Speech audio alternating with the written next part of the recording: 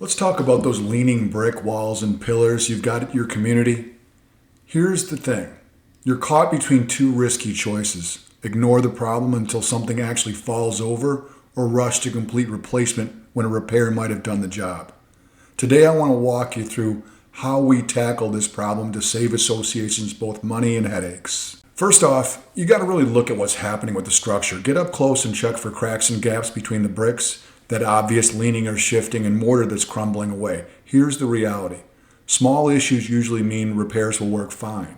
But when you see serious structural damage like a big crack or a wall that's leaning way off center, that's typically when replacement becomes your only real option. What looks minor to you might actually be hiding bigger problems, which is why getting expert eyes on it matters. Next, you need to understand why it's happening in the first place. Is it just normal aging and weather doing its thing? Was it built poorly from the start? Or is something serious happening with the foundation? Now here's something that might surprise you. Putting masonry repairs out for competitive bid is usually not the way to go.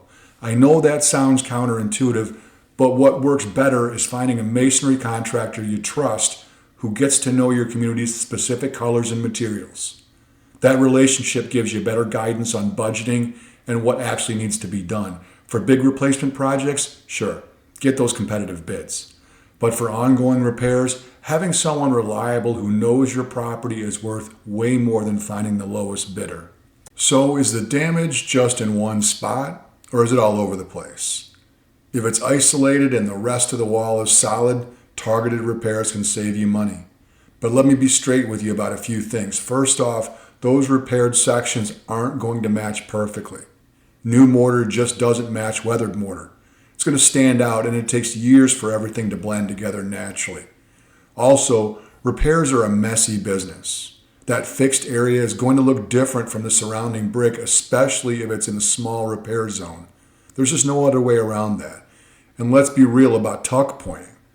It's mainly about looks. Sure, it helps, just a bit structurally, but that mortar naturally wears out over time, so you probably need to redo it every few years.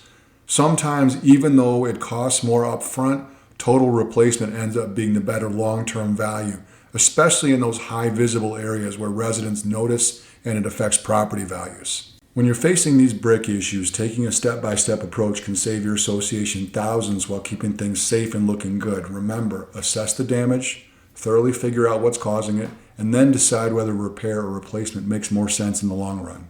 If you found this perspective valuable, we invite you to connect with us. Facebook viewers, like our page and follow us for regular updates. Feel free to message us directly with your questions or community challenges. Instagram viewers, hit follow and feel free to DM us with your questions or community challenges. YouTube viewers, subscribe to our channel and check out the video description for helpful links. Visit our website to discover our thought leadership content, books, and resources that can transform your community management approach. Whether you're dealing with the challenges we discussed today or other community issues, we're here to help. Thanks for watching, and we'll see you in the next video.